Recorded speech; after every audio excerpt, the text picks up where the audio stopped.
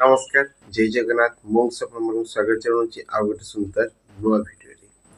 ତ ଆପଣମାନେ ତ ଜାଣିଛନ୍ତି କି ଅଳସୁଆ ସବୁବେଳେ ଦୁଃଖ ପାଏ।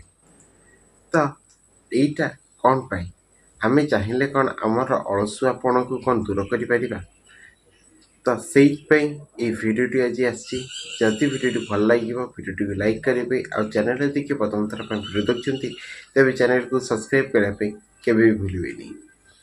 ତ ଗୋଟେ ଦିନର କଥା, ଧାନ ଗଛ ଲାଗିଥାଏ ଆଉ ଧାନ ଗଛ ପାଖରେ ଗୋଟେ ଛୋଟ ଜାଗାରେ ଗୋଟେ ବସା ହେଇଥାଏ। ମା ଚଢ଼େଇଟି ଆସିଲା ଆଉ କିଛି ତାର ଛୁଆ ମଧ୍ୟ ରହନ୍ତି।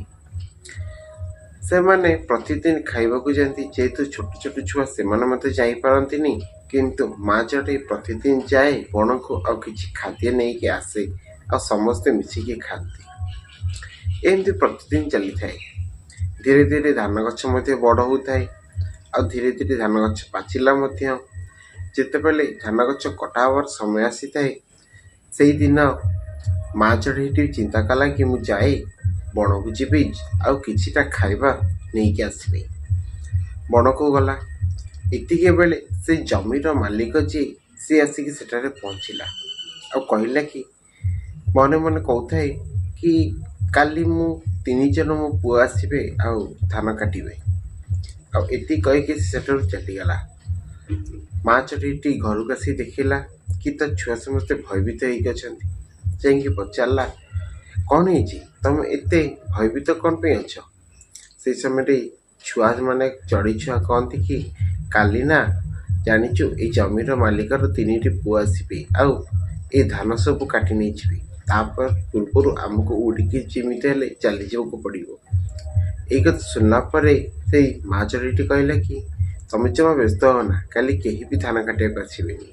ଆଉ ଏଇ କଥା ଶୁଣିଲା ପରେ ସମସ୍ତେ ରହିଲେ। ଆଉ ତା ପରଦିନ ମଧ୍ୟ ସେୟା ହେଲା, କେହି ବି ଧାନ କାଟିବାକୁ ଆସିଲେ ନାହିଁ।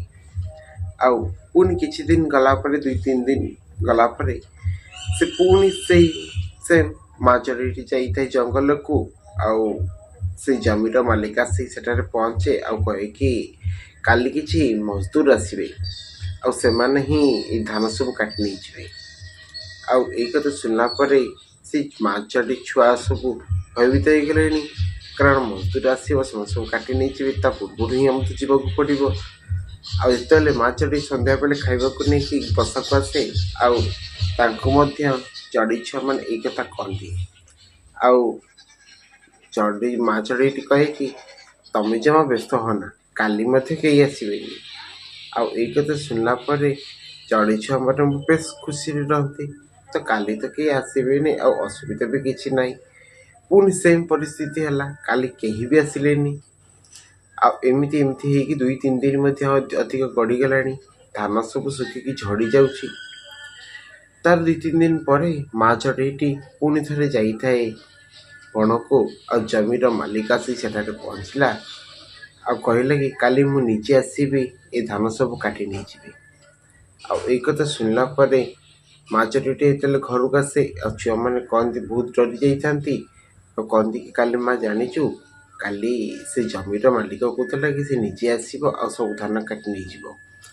ଆଉ ଏଇ କଥା ଯେତେବେଳେ ମା ଚଢ଼େଇଟି ଶୁଣେ ତାପରେ କହେ କି ହଉ ତାହେଲେ ଚାଲ ଆମେ ଏଇ ଜାଗା ଛାଡ଼ିକି ଶୀଘ୍ର ପଳେଇବା, କାଲି ସେ ଯେମିତି ହେଲେ ଆସିବ ଆଉ ଧାନ ସବୁ କାଟି ନେଇଯିବ।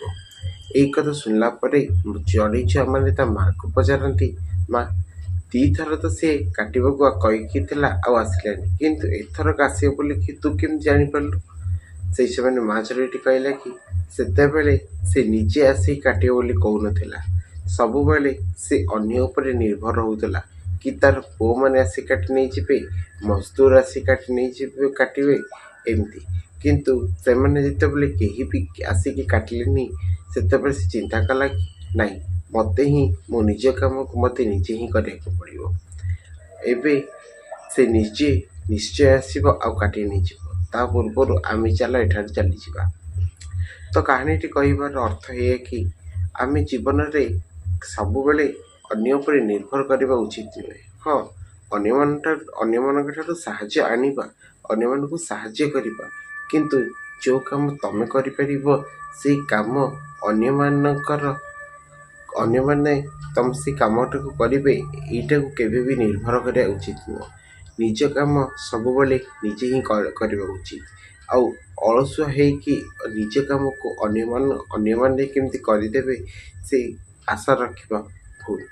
ଯଦି ଭିଡ଼ିଓଟି ଭଲ ଲାଗିଥିବ ଭିଡ଼ିଓଟିକୁ ଲାଇକ୍ କରିବେ ଆଉ ଚ୍ୟାନେଲରେ ଯଦି କିଏ ପ୍ରଥମ ଥର ପାଇଁ ଭିଡ଼ିଓ ଦେଖୁଛନ୍ତି ତେବେ ଚ୍ୟାନେଲକୁ ସବସ୍କ୍ରାଇବ୍ କରିବା ପାଇଁ ଭୁଲିବେ ନାହିଁ।